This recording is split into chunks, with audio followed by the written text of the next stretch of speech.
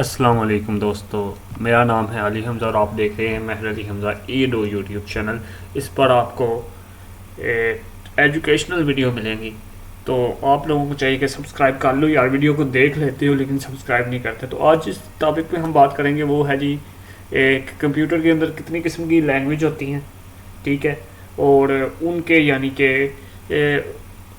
किस तरीके से वो लैंग्वेज दिखती हैं और किस उनको हाई लेवल को लो लेवल लैंग्वेज में या लो लेवल लैंग्वेज को हाई लेवल लैंग्वेज में या असेंबली लैंग्वेज में किस तरीके से कन्वर्ट करते हैं। पूरी तफसील के साथ वीडियो होगी। आपको पता है मेरे चैनल पर आप जितनी वीडियो उठा के देख लें, मैंने ये नहीं कहा कि जी हाई लेवल लैंग्वेज ये होती है, लो लेवल लैंग्वेज ये होती है और असेंबली लैंग्वेज ये होती है। ऐसे करके मैं छोड़ नहीं देता, मैं पूरी तफसील के अंदर जाता हूँ। तो इनको भी हम पूरी तफसील के साथ ही डिस्कस करेंगे, ठीक है। मेरी बात अब आप लोगों ने गौर से सुननी है, ठीक है। सबसे नीचे अगर लो लेवल लैंग्वेज होती है, और लो लेवल लैंग्वेज कुछ लोग असेंबली लैंग्वेज को लो लेवल लैंग्वेज कंसिडर करते हैं। और अगर आप गूगल पर सर्च भी करो, अगर आप सर्च करो कि लो लेवल लैंग्वेज एग्जाम्पल, तो वो आपको ना ज़्यादातर वो दिखाते हैं, असेंबली लैंग्वेज का कोड दिखा देते हैं। हाँ, कुछ लोग मानते हैं कि असेंबली लैंग्वेज जो है वो एक लो लेवल लैंग्वेज है। नहीं, हाँ है, लेकिन वो उस लेवल की नहीं है। सबसे नीचे जो लैंग्वेज होती है जो कि प्रोसेसर समझता है, उसको हम मशीन लैंग्वेज कहते हैं, जो कि 0 और 1 की होती है। और जिसको मैंने नंबर सिस्टम के अंदर इसके अलावा मैंने बिट्स और बाइट्स वाली वीडियो में और बहुत डिटेल के साथ 2-3 वीडियो इस पर बना चुका हूँ कि लो लेवल लैंग्वेज होती क्या। बिट्स एंड बाइट्स वाली वीडियो, नंबर सिस्टम वाली वीडियो, और जहाँ पर जो तीसरी वीडियो मैंने बनाई थी कि जो कंप्यूटर के अंदर मेमोरीज कितने किस्म की होती हैं, वहाँ पर मैंने इसको बड़ी डिटेल के साथ आपको बताया कि वो वोल्टेज होते हैं। क्योंकि कंप्यूटर एक आपका सर्किट है ना, डिजिटल सर्किट है, तो उसका वोल्टेज को ही हम उसकी लो लेवल लैंग्वेज कहते हैं। बाकी जो कहते हैं ना 0 एंड 1 होते हैं, तो 0 एंड 1 वो बस हमारी अंडरस्टैंडिंग के लिए है। वो एक नंबर सिस्टम बनाया हुआ ताकि हम याद रख सकें कि इसका मतलब ये है, यानी अपनी अंडरस्टैंडिंग के लिए। क्योंकि वो उस वोल्टेज को तो हम याद नहीं रख सकते 0 एंड 1 को, क्योंकि इतने ज़्यादा वोल्टेज आपने देनी है, तो इतने ज़्यादा वोल्टेज को आप याद तो नहीं रख पाओगे। तो वो हमारे जो है ना वो अंडरस्टैंडिंग के लिए है नंबर सिस्टम। वैसे तो अंदर वोल्टेज ही जा रहे हैं, तो उसको ही हम लो लेवल, सबसे लो लेवल लैंग्वेज कहते हैं। और दूसरी बात ये है कि लो लेवल लैंग्वेज जो असेंबली लैंग्वेज के नीचे होती है, वो आप समझ लें कि जब आप हार्डवेयर बनाते हो ना, हार्डवेयर से मुराद जब कोई भी आप बनाते हो, यानी कि जो माइक्रो प्रोसेसर होता है, ठीक है, तो उसकी आप रख लेते हो कि यार यहाँ पर ये वाला वोल्टेज आ रहा है। और इस तरीके से एक स्टैंडर्ड बन चुका है कि वो मैंने एक्सप्लेन किया था कि जहाँ पर जहाँ पे वोल्टेज पास लो वोल्टेज पास करना होता है वहाँ पे 0, और जहाँ पर हाई वोल्टेज पास करना होता है वहाँ पे 1 कह देते हैं। तो उसको लो लेवल लैंग्वेज, हम बिल्कुल लो लेवल लैंग्वेज उसे ही कहते हैं, ठीक है। उसकी एग्जाम्पल मैं आगे चल कर आपको दिखाता हूँ, इन सब की विद कोड दिखाऊंगा, आपने टेंशन नहीं लेनी, आपको समझ आ जाएगी। तो जहाँ पर हमने हाई वोल्टेज, जहाँ पर हम 1 देते हैं, वहाँ पे जो 5 वोल्टेज हम जो ना पास करते हैं कंप्यूटर की उस हार्डवेयर की उस पोजीशन पर। और ये मेमोरी के अंदर भी होता है। मेमोरी पे मैं एक तफसील से वीडियो बना चुका हूँ। वो किसी किस्म की मेमोरी हो, वो इसी तरह से स्टोर होते हैं हाई और लो वोल्टेज की शक्ल में, तो उसको हम लो लेवल लैंग्वेज या 0 एंड 1 की लैंग्वेज भी कह देते हैं। और जो असेंबली लैंग्वेज होती है वो इससे ऊपर होती है, लो लेवल लैंग्वेज से ऊपर होती है। असेंबली लैंग्वेज तो उससे ऊपर होती है, और उसमें आपका जो प्रोसेसर होता है ना, जो कंपनी प्रोसेसर बनाती है, ठीक है, मैन्युफैक्चर करती है, वो इस चीज़ को देखती है कि वो उसकी डॉक्यूमेंटेशन तैयार कर लेती है, यानी कि हमने किस तरीके से बनाया है, उसके अंदर कितने रजिस्टर्स हैं। रजिस्टर्स क्या, मैंने वो आपको बताया था जब मैं मेमोरीज वाली वीडियो बना रहा था, तो मैंने कहा रजिस्टर्स भी एक आपके CPU के अंदर मेमोरी है, ठीक है, बिल्कुल हाई स्पीड मेमोरी है, और बिल्कुल थोड़ी सी मेमोरी होती है।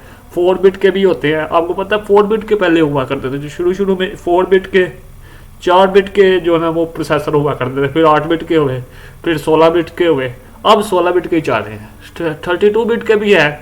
ये जो आप देखते हो ना कि जी 32 बिट 64 बिट, तो ये प्रोसेसर के अंदर जो जितने होते हैं ना, जितनी उनकी बिट्स की यानी तादाद होती है, 64 बिट विंडो आपने सुना होगा, ठीक है, तो वो 64 बिट का प्रोसेसर होता है, ठीक है। उसके अंदर यानी कि उतना डाटा आप 64 की पावर 2 लें ना, तो वो उतने आप यानी कि एक वक्त में वो इंस्ट्रक्शंस को या इतने डाटे को वो प्रोसेसर जो है ना वो एग्जीक्यूट कर सकता है।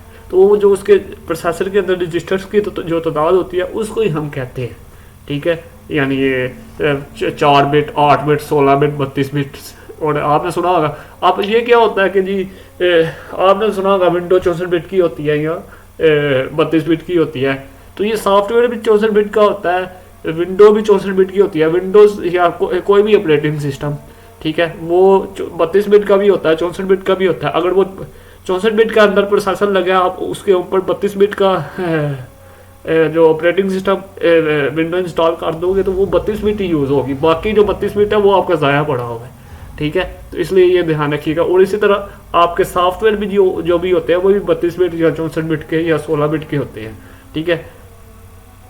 तो वो ये रजिस्टर्स की तादाद पर डिपेंड करता है। तो इसलिए आपने याद रखना है कि असेंबली लैंग्वेज उस रजिस्टर्स को डायरेक्ट इंस्ट्रक्शन देने के लिए यूज़ होती है, ठीक है। लेकिन जब लो लेवल लैंग्वेज 0 की बात करते हैं तो वो उससे उसका कोई ताल्लुक नहीं है कि प्रोसेसर क्या है, वो बस उसका यानी हार्डवेयर से ताल्लुक है, ठीक है। हार्डवेयर में हाई वोल्टेज और लो वोल्टेज उसके अंदर जो उन्होंने लगाए हुए हैं, जो सबसे छोटा यूनिट होता है हार्ड, वो किस तरीके से उनको जो आपके होते हैं गेट्स वगैरह को मिला के बनाया जाता है, ठीक है।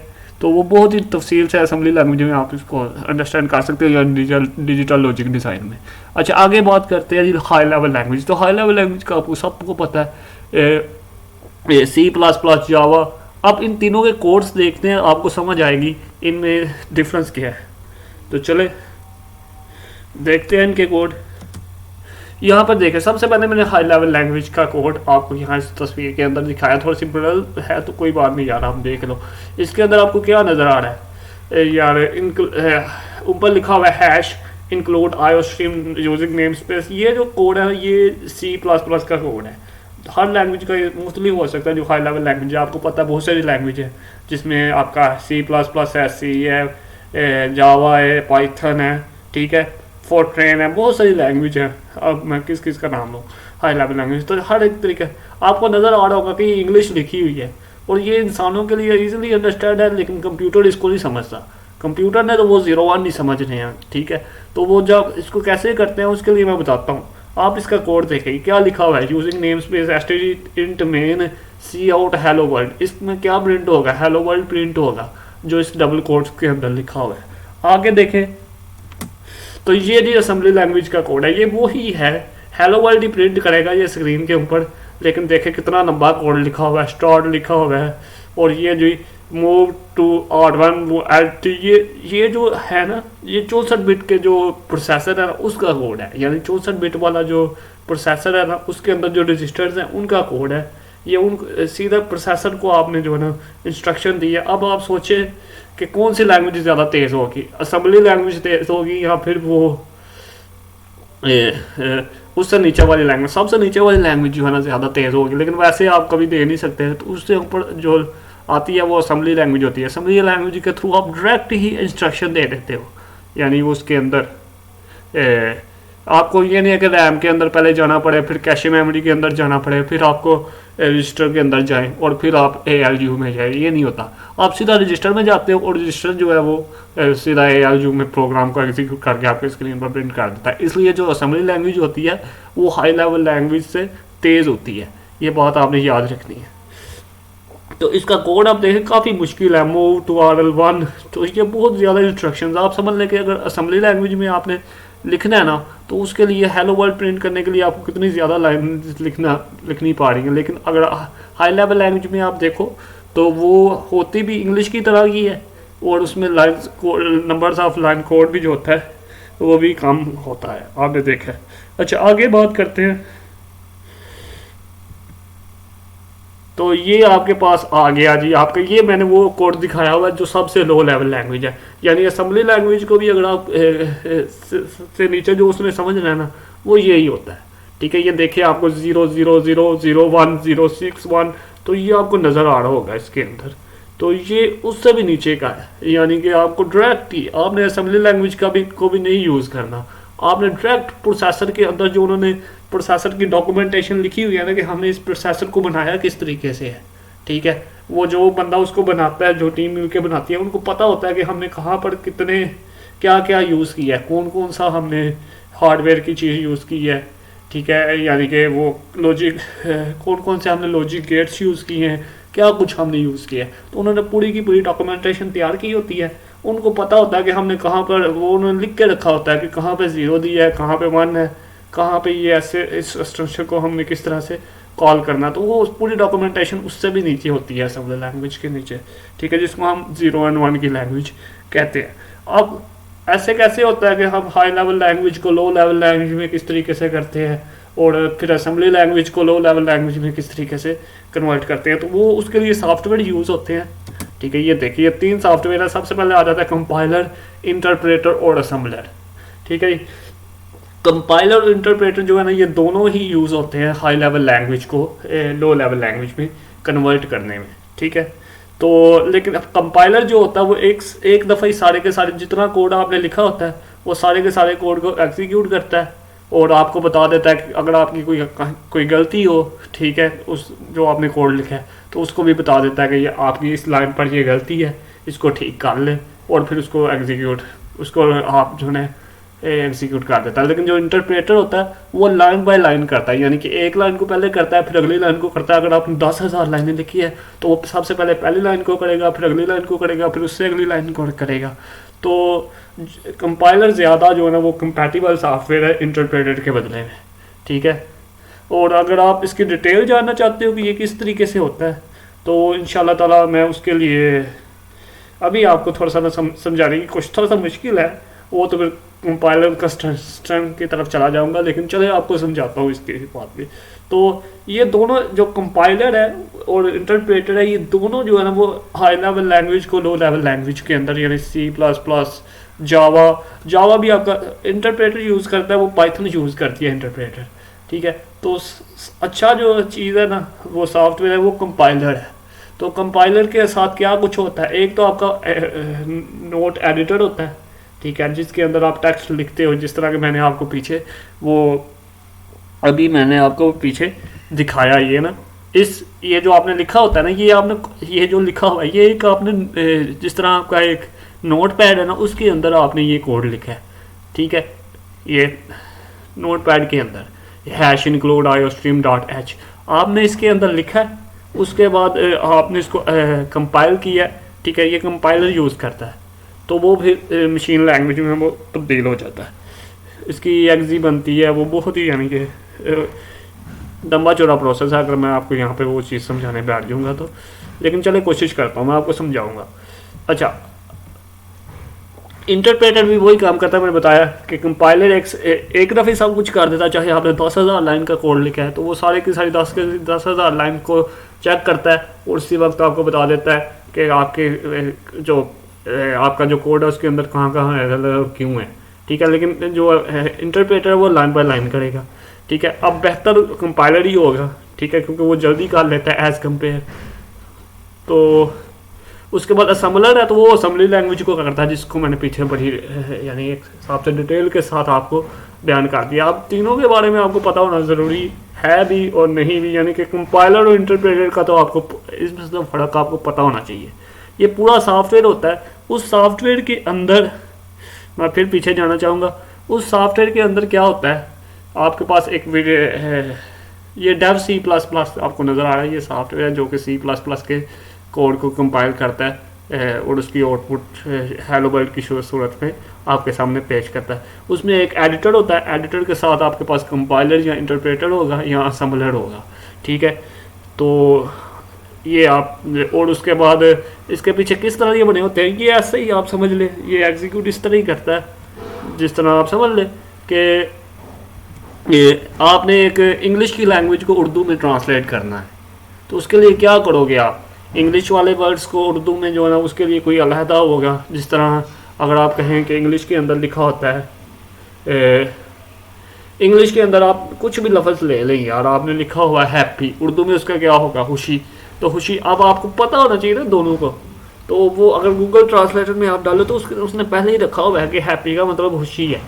ठीक है, उसका कोड। तो इसी तरह कंपाइलर के जो सॉफ्टवेयर होता है उसके अंदर भी उन्होंने बताया होता है कि जब हेलो वर्ल्ड लिखेगा ना कोई भी, यानी कि ये हेलो वर्ल्ड का लफ्ज़ यहाँ पर मैं आपको दिखा दूँ, हेलो सी आउट करने के बाद ये लेस देन डालकर जब भी डबल कोटेशन के अंदर कोई भी चीज़, चाहे हेलो वर्ल्ड लिखा जाए चाहे कुछ भी लिखा जाए, तो उसके बदले में एक फंक्शन एग्जीक्यूट होगा जिसको यानी कि वो वाला कोड एग्जीक्यूट होगा जो इसके लिए उन्होंने बना के रखा हुआ है। ठीक है, तो वो कोड एग्जीक्यूट होता है, उसकी वजह से हेलो वर्ल्ड जो है ना स्क्रीन पर प्रिंट हो जाता है। अगर समझ नहीं आ रही तो इस तफसील में आपको जाने की अभी ज़रूरत नहीं है, वो आगे चल के जब हम कोडिंग करेंगे तो आपको साथ साथ समझ आ जाएगी, लेकिन मैं आपको बता रहा हूँ। और ये जो ऊपर इंक्लूड iostream.h लिखा हुआ है ये वही है कि हमने आपकी जो हार्डवेयर है, जो आपकी सेकेंडरी मेमोरी है, उसके अंदर हमने से कुछ फंक्शन उठा लिए जो कि पीछे कोड लिखा हुआ है कंपाइलर के अंदर, तो उसको यूज़ हमने कर लिया है। ठीक है, उम्मीद करता हूँ इससे ज़्यादा तफसील में मैं नहीं बयान करना चाह रहा, आप लोग कंफ्यूज हो जाओगे, लेकिन जिन्होंने थोड़ा सा पहले कोडिंग की हुई है उनको थोड़ी सी समझ आ रही होगी कि मैं क्या कहना चाह रहा हूँ। अच्छा, बाकी बस आपने इतना याद रखना है कि 3 लैंग्वेज यूज़ होती हैं। ठीक है, जिसमें हमारे पास high level language, low level assembly language और लो लेवल लैंग्वेज। और आपने कभी भी असेंबली लैंग्वेज को लो लेवल लैंग्वेज कंसीडर नहीं करना। असेंबली लैंग्वेज असल में मिड है।